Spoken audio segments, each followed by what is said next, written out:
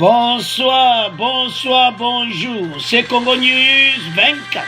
Bande Konanga, comme toujours avant de commencer notre émission, nous disons merci à Dieu. Nous disons merci à nos chers abonnés et téléspectateurs qui nous suivent partout dans le monde entier et en RDC. Bande Konanga, soyez les bienvenus. À la une, Bande Kozaka Koyinda Bandeko, na état de siège. Armée ougandaise pour traquer tous les groupes armés. Bazawanate Bandeko, Kakapona ADF. Togoyoka on émission. Et puis après les frappes aériennes, les FARDC, l'armée ougandaise, mènent des opérations de fouilles dans les zones bombardées. Alors Bandeko, Togo développe une émission la biso, pe Bokoyoka, confirmation. Et paya, ba, député que Bango Bazawana, Kakapona, ADFT, mais pour la groupe news. Deuxième point, chers téléspectateurs, le président de la République, Félix Tshisekedi, révoque Yuma, bientôt aux arrêts, Bandeko, 500 millions de dollars détournés, et Zowuta, na Jekamine, directement dans Sud Oil, Bandeko Eza Mawa. Alors, il est révoqué. Bandeko Eza Koyinda l'émission Oyo. Tous à la connecter, tout pour développer ensemble. Alors, bande konanga émission na biso bandi, tous à la biso se connecter et comme tant autre développer comme solo ya mboka bandi. L'armée ougandaise pour traquer tous les groupes armés. Bandeko Bolanda, Baliwana, et ça pour traquer les groupes armés nyonso, et ça te kaka ADF. Alors bande konanga eza somo émission oyo pour awa bokoyoka ba vérité. Mais to banda nanu na ba bombardement avant to ya na confirmation oyo député apesi na question batuniye ceux qui bazawa na kapona ADF pona ba mais wana eza deuxième partie. Alors première partie bande koto ko développer sur ma frappe aérienne ndenge nini eza koleka lelo samedi ndenge nini babane ko mener masolo yango. Après les frappes aériennes, les FARDC et l'armée ougandaise mènent des opérations de fouilles dans les zones bombardées. Nous avons des zones bombardées, nous avons des FARDC, l'armée ougandaise, dont Bazapenda, Katia Masulu, Baye Bandeni Akokanga, ba groupe armé, Bande Kwezaka ka ADFT. Et ça, c'est mon émission. C'est ce qu'annoncent les deux armées dans un communiqué signé jeudi à Kinshasa par le porte-parole de FARDC, le général-major Léon Kassonga, et à Kampala par le général de brigade Flavia Bia Kwaso, porte-parole de l'IPR. Bandeko, Bakor est signé, Nebozo Monana Mbala, na chef d'état-major ya Ouganda. Eza signé, Eza makamute toke de gauche-droite, parce que bazana besoin que basila nana ba groupe armé nyonso kuna na kati ya zambo. Bande kotala opération oyo toyebi bebele bazana be hésitation. Bokoyoka bekso tokotia boyoka bandeko ebele ba oloba armée ougandaise basala makama bebele na mboka na biso bandeko tozala sima ya FARDC tozala sima gouvernement. Makamwe kata makina Assemblée nationale bolanaki des émissions passées tu expliquer ki yango eza na Assemblée nationale makamutu esalamaki ezate que Fachi et moi du décision umelaki basala pepe 3 mois ba rencontre ko kutana mebalingaki yango ezala eyebana te pour ba surprendre ba groupe armé wana parce ba koma mayeli yango monaki ki ba monaki ba bomba yango ezala secret bande ko eza son. En effet, les actions ciblées et concertées avec l'armée ougandaise ont démarré des frappes aériennes, des tirs d'artillerie mardi dernier sur les positions des terroristes ADF. Babandaki depuis mardi, tire les lots, bande ko eza somme. Développement za kosaka na ngote. Alors, et là on y ba député na biso basali. Ba député ba ke kokuta na population pour ba dans le kitezo koya. La population va à l'aise, exactement que bah il faut attaquer beaucoup de choses à la l'aise kimia parce que place bazo beta biloko eza musika na place peuple avandi. Ituri, les députés nationaux rassurent les leaders communautaires sur l'intervention de l'IPDF aux côtés de FARDC. Donc, IPDF, Oyaba Ougandais, baye quoi assurer peuple. Tala, lokito bozo yoka, bozarna kimia.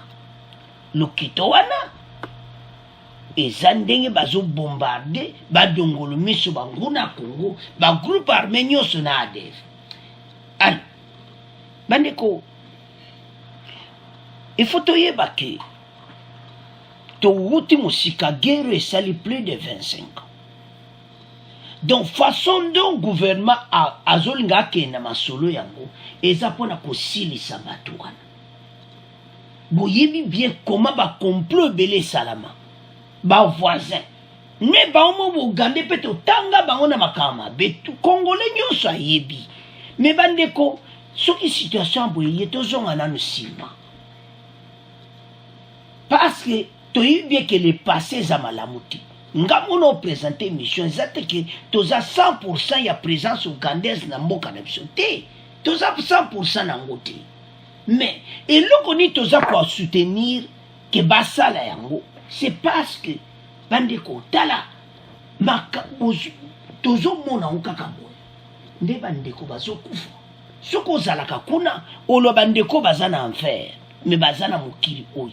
Mais yozo tambola na Kinshasa, na Lubumbashi, na Kananga, na Bandundu, ozana partout ozotambola na Kolwezi, ozotambola na yo à l'aise, mais baninga kuna mal à l'aise.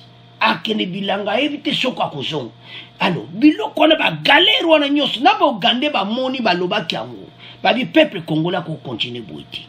Alors, avant de continuer, boyo kandeni makamba frappe aérien zo salama. Bongo après, togoleka na deuxième partie, ndeni bazo track ba arménios. Et on vous en parle sur nos antennes depuis le début de la semaine, cette opération militaire conjointe République démocratique du Congo-Ouganda contre les rebelles ADF. Il y a eu déjà des frappes aériennes, il y a également des actions au sol qui sont menées depuis mardi dans l'est de la République démocratique du Congo. Bonjour Thierry. Bonjour Juan. Vous saluez, vous, la mutualisation des forces entre les deux pays voisins? Exactement Juan. Quand je suivis cette déclaration de porte-parole de FARDC, j'étais parmi les gens qui ont applaudi cette opération. Parce que l'ennemi que nous sommes en train de combattre est commun. Alors, il fallait que l'armée ougandaise, l'IPDF, puisse se rejoindre au FARDC afin de mutualiser les forces, surtout les partages des renseignements des deux côtés. Oui. Parce que souvent, quand on pourchasse l'ennemi du côté RDC, il se réfugie vers l'Ouganda. Alors, il fallait qu'il y ait des positionnements des deux côtés des frontières pour que l'ennemi ne puisse plus traverser ni du côté de la RDC ou traverser du côté de l'Ouganda. Oui, ça fait 20 ans que cet ennemi commun, pour reprendre votre expression, a des bases dans l'est de la République démocratique du Congo. 20 ans que les rebelles ADF commettent des massacres sur des civils. Et puis il y a eu effectivement ces récents attentats à la bombe en Ouganda. Donc on voit bien que les deux pays ont tout intérêt de neutraliser au plus vite ce groupe armé.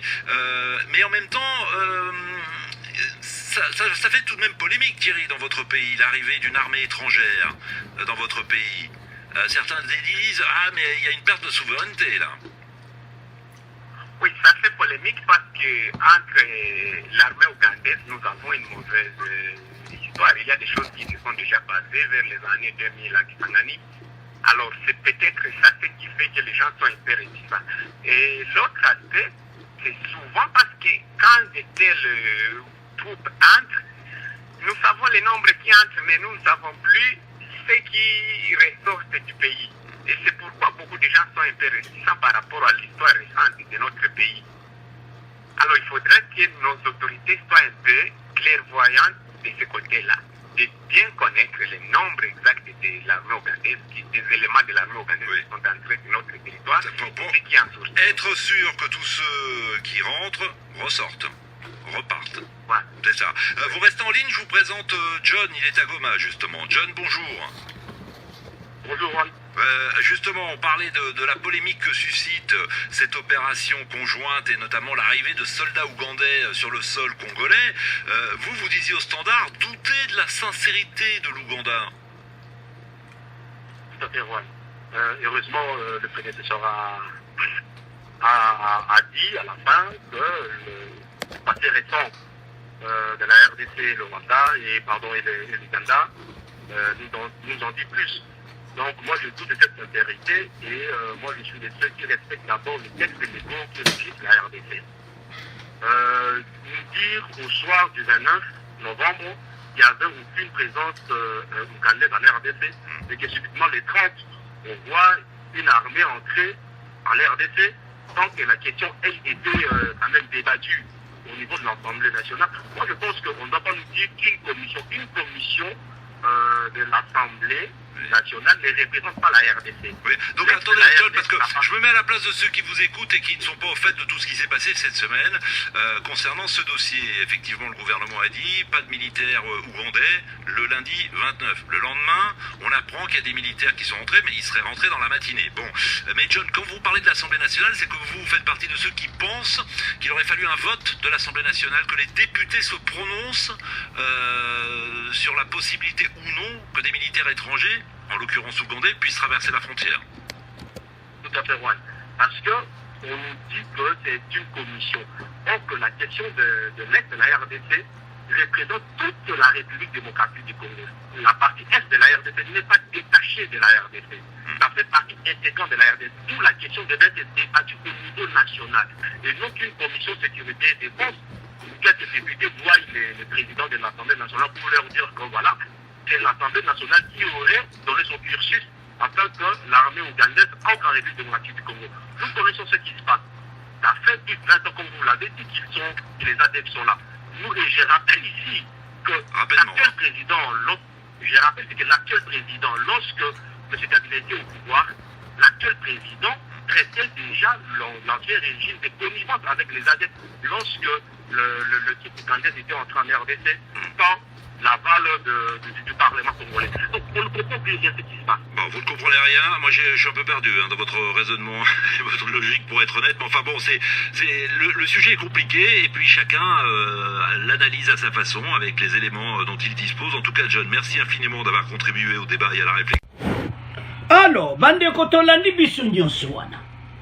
Comment bato ebele baza kotuna mosusu bazosepela nango mosusu mpe bazotuna il fallait Assemblée nationale basala bakutana bavote sur yango donc bapoint de vue eza ebele mais l'autre nto comprendre ete action militaire bakokopiblie yango bongo te ntango bakopiblie yango bongo ke voilà toyokani boye na boye munguna aza très rigide bayebi bien que soki tosali bongo ekoyeba eloni basalaki na kati ya Assemblée nationale la commission sécuritaire bazalaki siège basololaki et puis batindaki badepute na bango ete mpe baexplike na peuple local intervention ya badepute wana mpe esalaki kitoko parce que bandeko ebele baza komona lokola ke voilà président ou bien décidé ye moko non eleki na Assemblée nationale.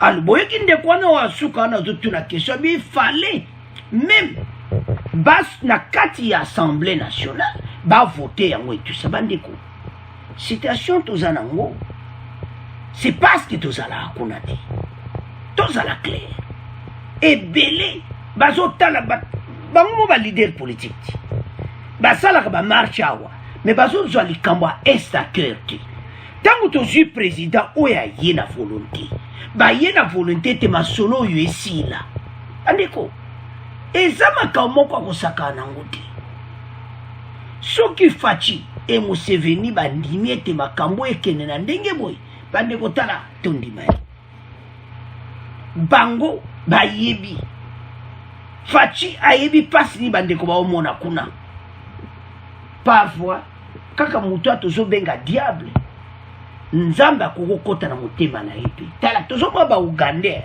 basala biso mabe toyebi yango mais tobosani nzambe bandeko nanga notre pays eza pays oyo esambelaka bakotouche mpe motema ya baugandais pe bayembala oyo kosala ngo très propre. Moudyo soye ba souvenir à guerre à 10 jours qui sangani, tout le monde en parle. Mais awa tout tient on en pembe. Gouvernement ba sengi na ba congolais nyos tous à la sima FARDC. Tous à la sima armée ougandaise. Tout a été signé. Et bango ba travailler ensemble. Ba neutraliser force négative ya. Ba na ba groupe armé nyos bogoyo kango na deuxième partie. Et ba yeka pona ADFT. Ba yepona ba groupe armé nyos wana député azakoloba. Donc pour mon détermination. L'intervention de l'armée ougandaise aux côtés des FARDC vise à anéantir les forces négatives dont les rebelles ADF en Ituri et au Nord Kivu. C'est qu'a déclaré une délégation des députés nationaux élus de l'Ituri devant les leaders communautaires de cette province vendredi. C'était hier le 3 décembre. Bavandi si bakonda moka. C'était hier si bango kre. Tala. Bango baye. Kwa neanti ba groupe nyon se zo dérangé bino. O ba kodeko. O ba nani.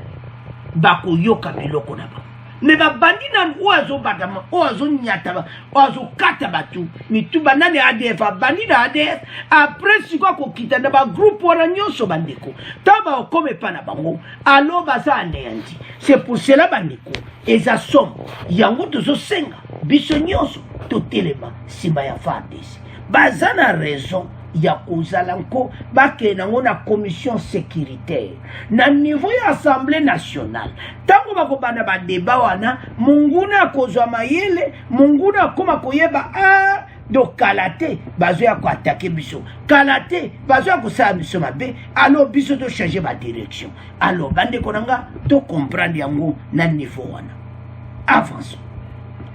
L'armée ougandaise balobi yango bango moko que ba congolais ba kotika la position wana ti bande ko toza la clair ezate kaka armée ougandaise ba leki armée na biso na sens wana ti, c'est-à-dire bango ba leki biso na équipement bango ba leki biso na ba avion de chasse bazana ngo biso zanango ti. Pourquoi gouvernement ou est 18 ans au pouvoir batika ko sombata oyote mais bango ba batali boso ko yibambo ko détourner bambo oyo par exemple oyuma a détourné bambo wana nyonso bako somba avion de chasse toujours y a des parties yuma révoqué son excellence a une décision à kozonga simati nouvelle quoi il est lo bandeko eza son tozoya na po. Alors bandeko ba gumeli pendant 20 ans pona bonza ka to benda ba la to tchana ba poche muta na marque na mais bazo yeba tiki pays oyo peuple oyo a souffrir mais bango bazo tala warati mais eloni ba otala les propres intérêts yango bandeko balobi que et comme temps oyo basile saba groupe wana nyonso. Alors toyoka extrait oyo pe ba confirmer que bali wana ka pona ADFT bali wana pona boyo que ça question suka batuni député et c'est bon ba yeka pona ADF abi pona ba groupe armé nyonso. Bon to continuer mission na biso. Alors avançons. De trois. Le problème qui existe aujourd'hui à l'Est, c'est que nous avons besoin de la sécurité. Il faut que nos frères de Beni et de l'Ituri cessent de mourir chaque jour. Est-ce que l'intervention ougandaise y mettra fin? Je ne sais pas. Et s'il ne met pas fin à ces atrocités, mais parce qu'on ne connaît pas combien de troupes entrent, combien de temps ça va durer, donc quels sont les mesures, les mécanismes d'encadrement d'une telle intervention, tout ça sont des questions qui devraient être d'abord élucidées avant qu'on autorise qu'ils entrent. Mais il y en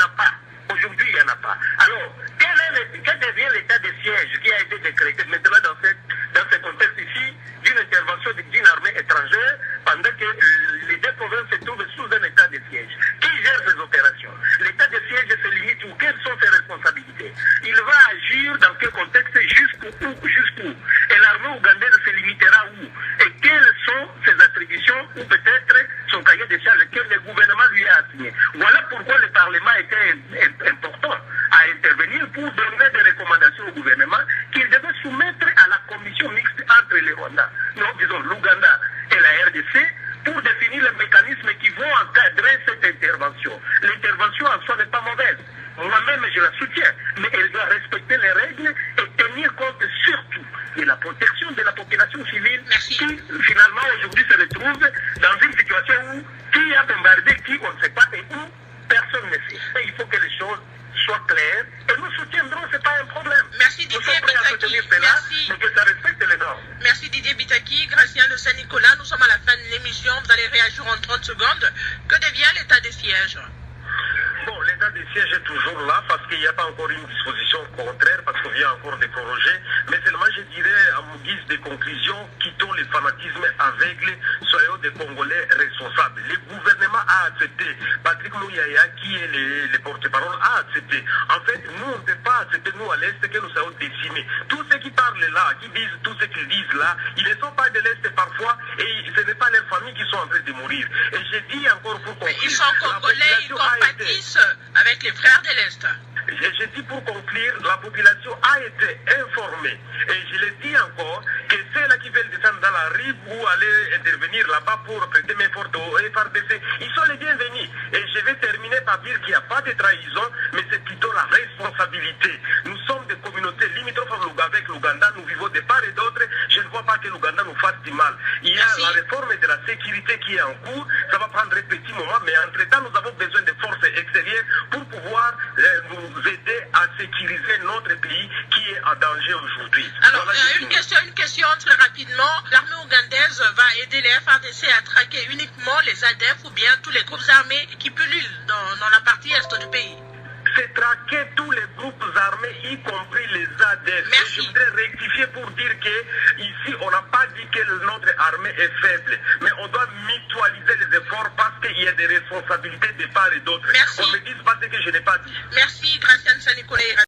Alors, bandeko nanga tolandi biso nyonso batuni état de siège ekomi ndenge nini e bango bakosala combien de temps e na suka batuni question ya suka bango bayeka mpona ADF baye mpona bagroupe armé nyonso bandeko situation ezoleka kuna eza ya kosakana nango te donc nde babandi na ADF parce bango baza dangereux bango bazoboma bandeko na biso lokola banyama bagroupe ya mosusu armé bango balia mpona koyiba bamineri bazo kosenrichir ozomona bagroupe wana mosusu mpe bakobengana bango boyoki bachinois communiqué bapesi bandeko na bango bachinois ambassadeur ya Chine ayebisi bachinois nyonso oyo baza koopere na RDC ete bango nyonso bakite la RDC na niveau ya Kivu, Nord Kivu, Sud Kivu bakite. Pourquoi bayebisi bango bongo? Parce que baza ko balayer na ndenga mukiti.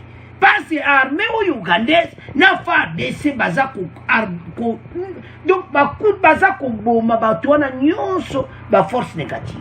Tant yo chinois yo kutana kati ya force négative okolekana. Okope kolekana parere. Yango na ambassadeur wa ise balo. Alors, bande coopération yo soko tali les amatata. Mais ma question n'est tout la douaniser délai. Les Congolais ont raison. Il y a une question. Il y a pour combien de temps?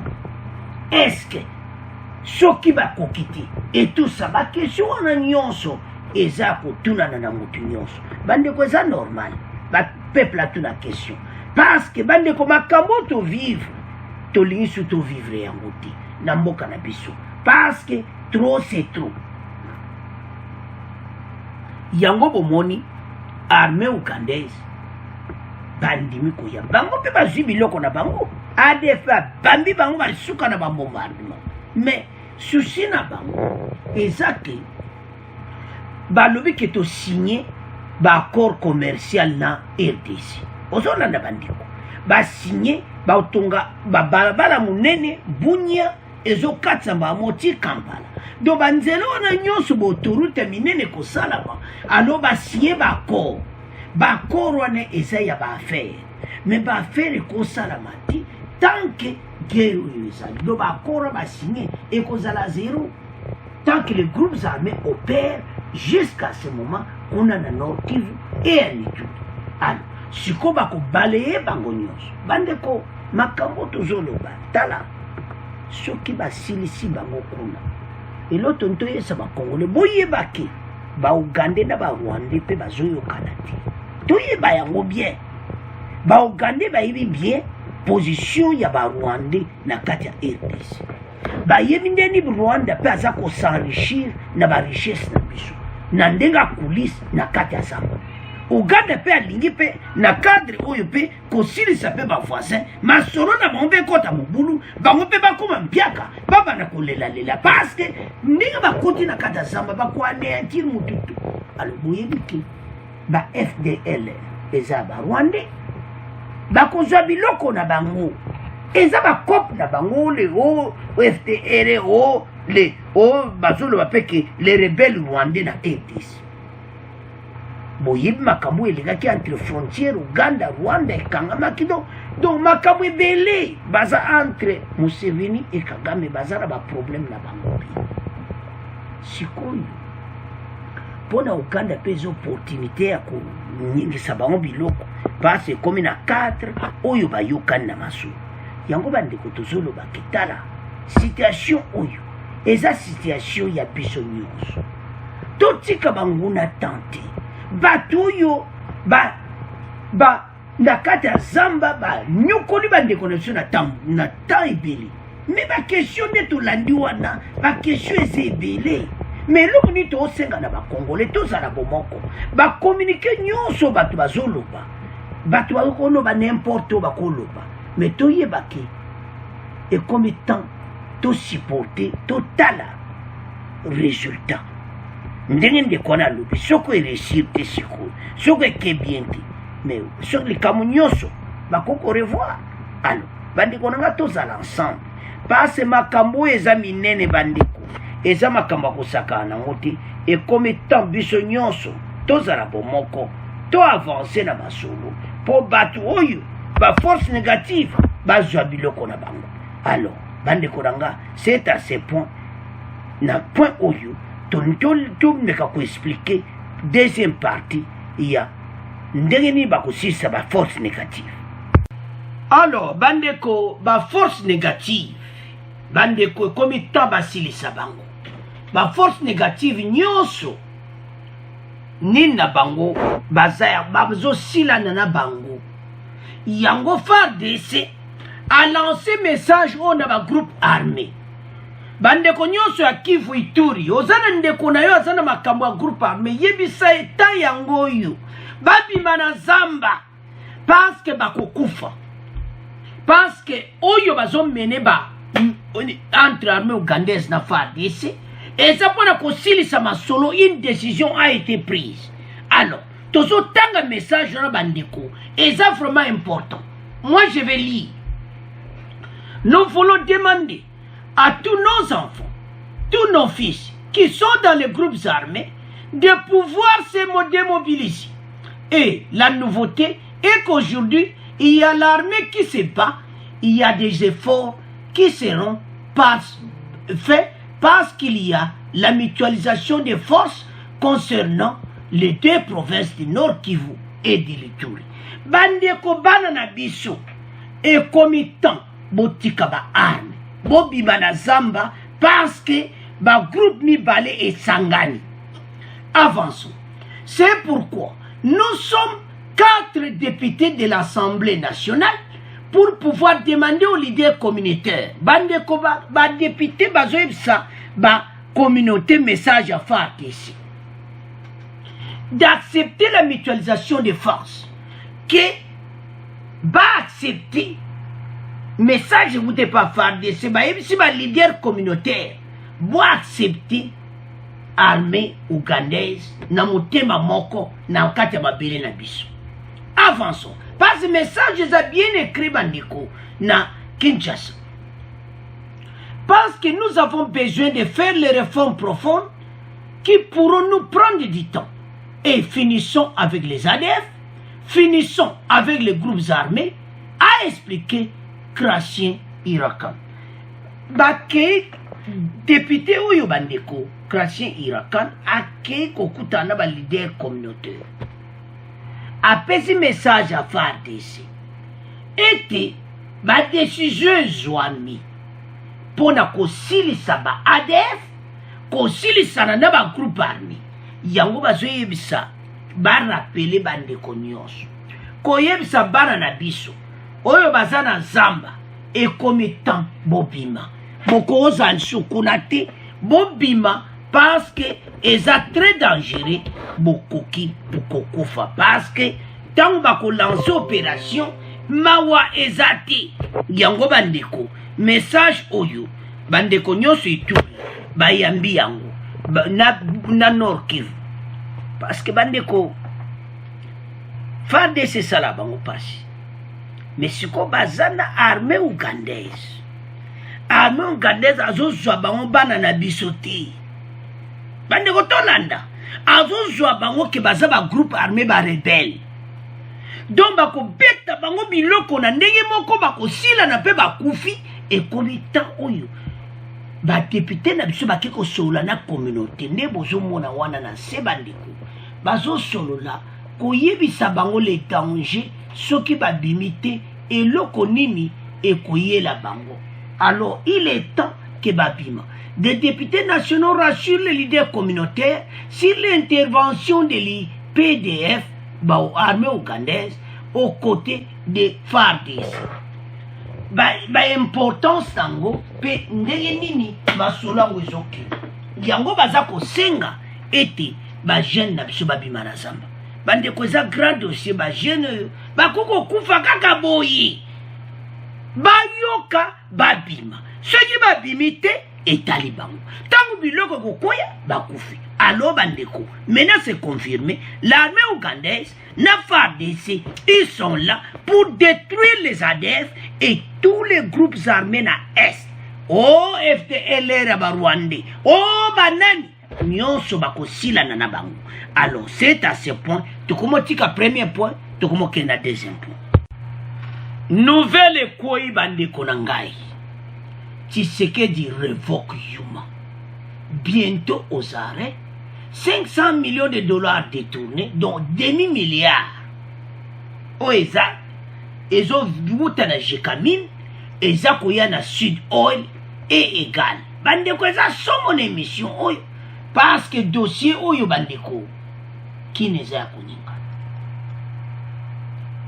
Yuma avandi wana amoneka ki bango, parce que bango ba revaka. Congolais, on ne connaît pas l'homme Félix Tshisekedi. Boyebi ete. Soko yebi. Bayuma oyo. Il fallait bayoka de bikala. Fachi prend son temps. Alingi mutu nyonso alingi kimie zala na mboka. Ayeba ke bo opération na l'air monte kopela.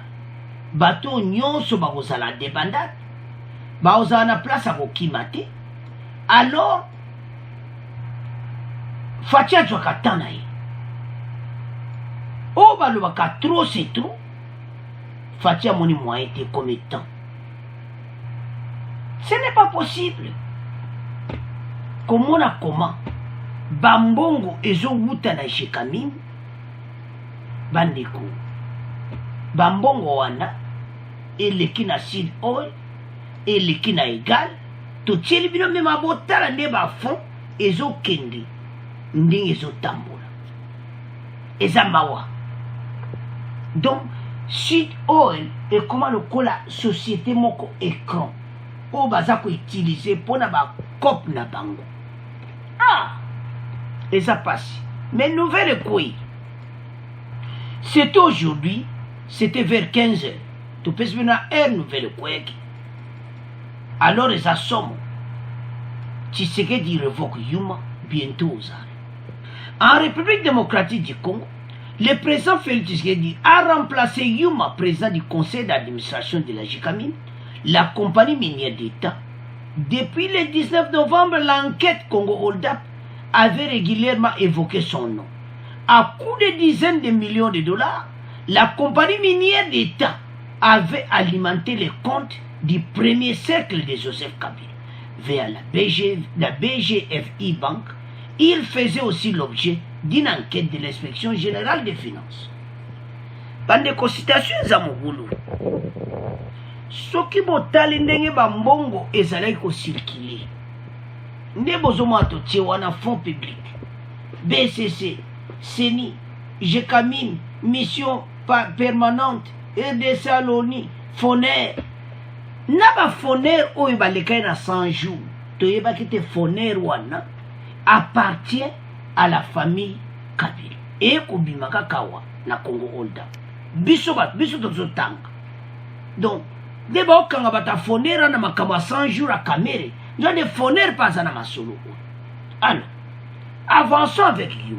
Pourquoi Fachi adjoaka tana ye ya kodjoa décision? C'est ça plutôt ça va congolais. Est-ce que tu es bien?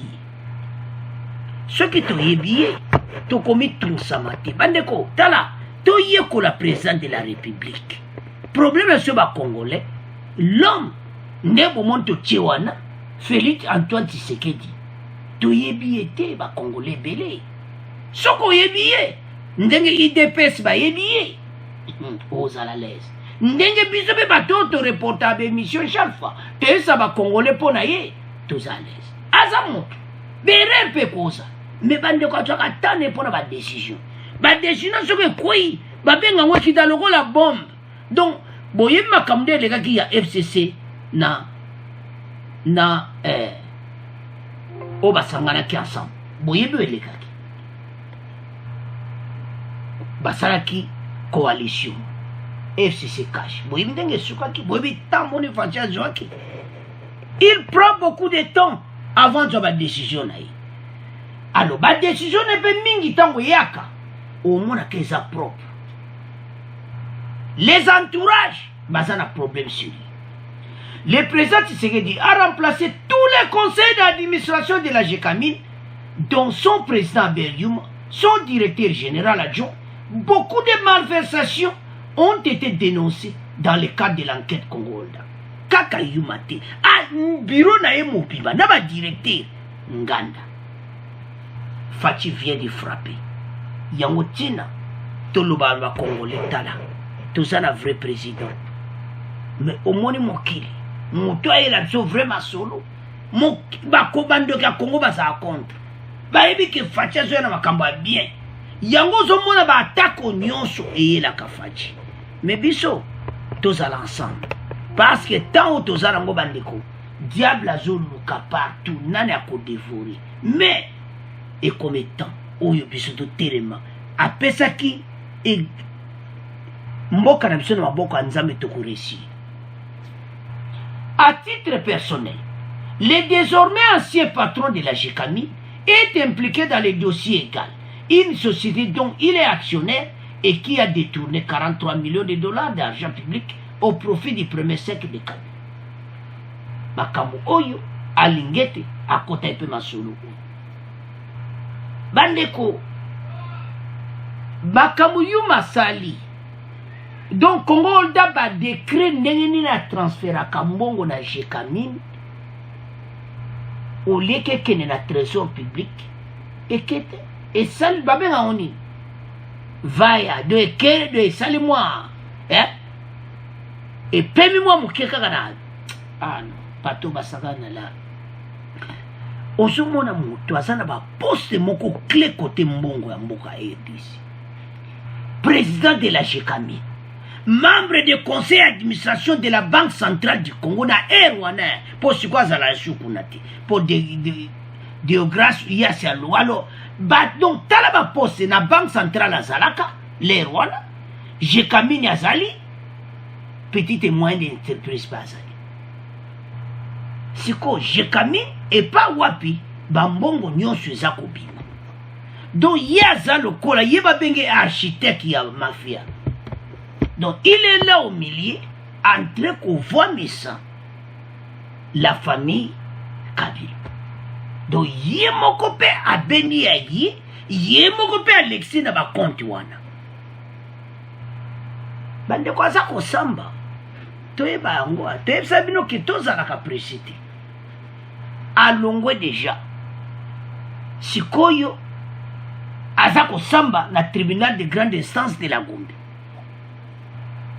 Eza en cours. Yaya aza na problème très très sérieux. Pourquoi 500 millions de dollars? Avançons. On va lire.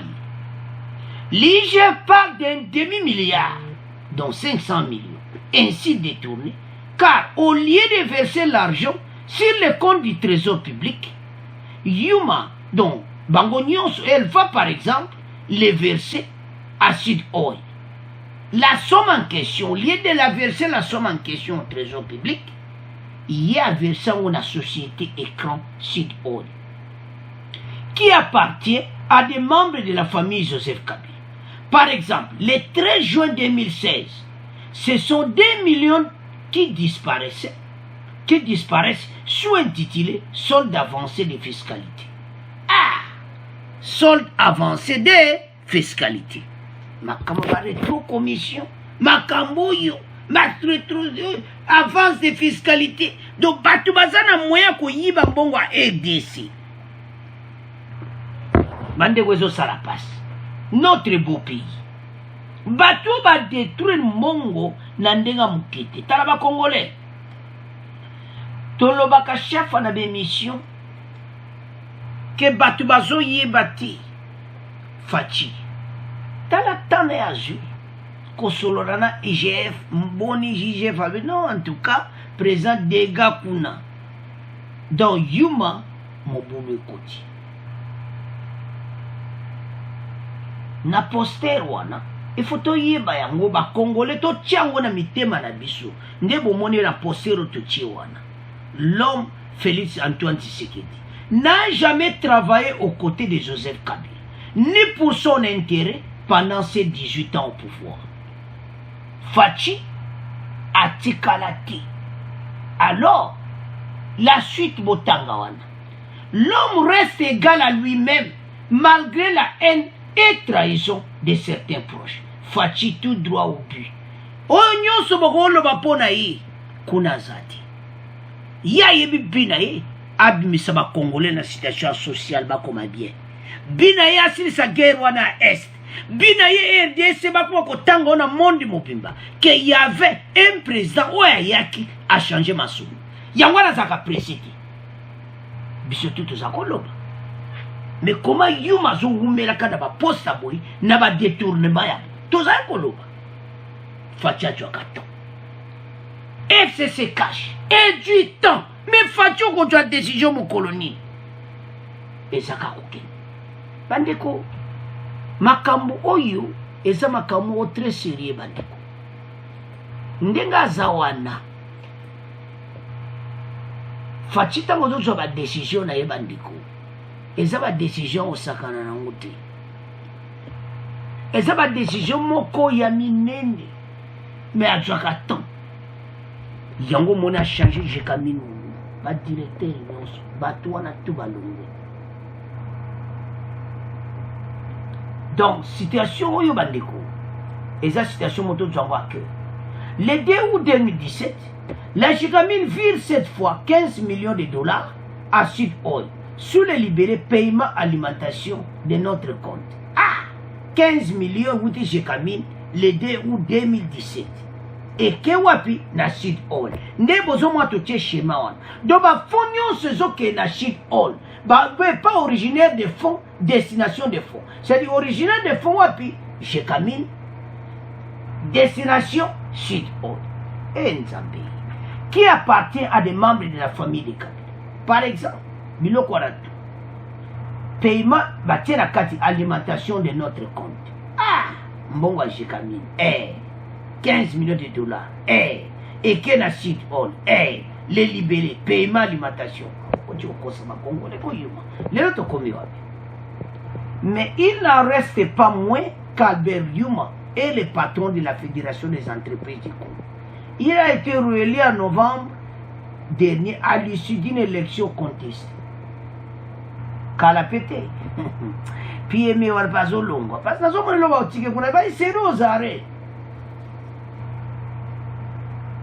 Parce que Mikolo bande ko yebini les osala. Bazo zom sabala na trésor public. Mais justice est boutique à terre. Zom sabala mais justice est ça simanabi. bande ko na BGFI banque bazo solo na BC banque centrale bazo zo sa mbongo nyonso bimi na Congo hold up. Mais tu perds de trop. Les dégâts étaient d'autres dégâts, c'est ça l'ami. Surtout au monde à biloko aboui. Au lieu que bisoto zala tout autour de Fachi. Mais ba Congolais te. To yebite surtout à peuple ndenge nini. Bande kota makamoto luango chef wa. To c'est la 2028. So Fachi alongwe présent akoya. Boko yoka bako bete kaka mabanga. Bako bimisaka likamu na présent wana. Donc mboka na biso na problème sérieux. Je ne sais pas. Ba raisonnement négatif, to luka to changer mentalité bandiko. To yaka na be mission to zo ganga. Ezate ke to zo kumisa Fachi te. Misala oya zo ya nango, ezo mwana kazo ke na mboka na direction ya kitoko. Oyo zo mona te. Boko yoka. Oyo ko masumi kolon. Bande ko Congo hold up, babimisi tous les secrets ya régime Kabila na côté économique. Donc oyo kaka pillage ya ressources ya RDC. Bambongo nyonso ya RDC ba pilla. Congo hold up akobimisa ba secret au jour le jour. Yuma azo kendele nyonso kosamba. Parce que Nandimi, je ne vois pas comment il peut rester na PME, petites et moyennes entreprises. Na moi, je suis à cause de la kuna. Parce que kuna peut les choses, il y a un problème. Makaba prier biloko qui ça va prier biloko. Fachi habiter, il faut na révoquer tata. Et comme temps. Fachi luka ka temps na temps moko bien. Ozomona. Yango, bozomona que malgré la haine et les trahisons, ezala bato baza pembeni, ezala nyonso baza na justice bazo trahir l'état de droit. Fachi alobi akozonga simati aoke liboso. Ba Congolais totelema. Makambu oyo eza mboka na biso tokotika buiti. Banguna bakoti na kati ya mboka mpona kodestabiliser RDC. Mais et comme temps biso nyonso totelema. Mboka oyo eoke liboso. Guerre wana est ezosina. Parce que ba décision ba jouer za makasi bolani na premier point. Alors, bande konangai, to soutenir gouvernement sans Malukonde, to soutenir mosala bazako sala, to soutenir FARDC, mboka oyo liboso to zala bomoko, to tika kolanda ba discours à lokuta. Oyo ezotia peuple na mobulu. To kanga na bomoko. Alors, c'est à ce point. To comment clôturer mission la biso. Bon abonner massivement, bon partager. Merci na ba commentaire na bina kitoko. Au revoir, à la prochaine.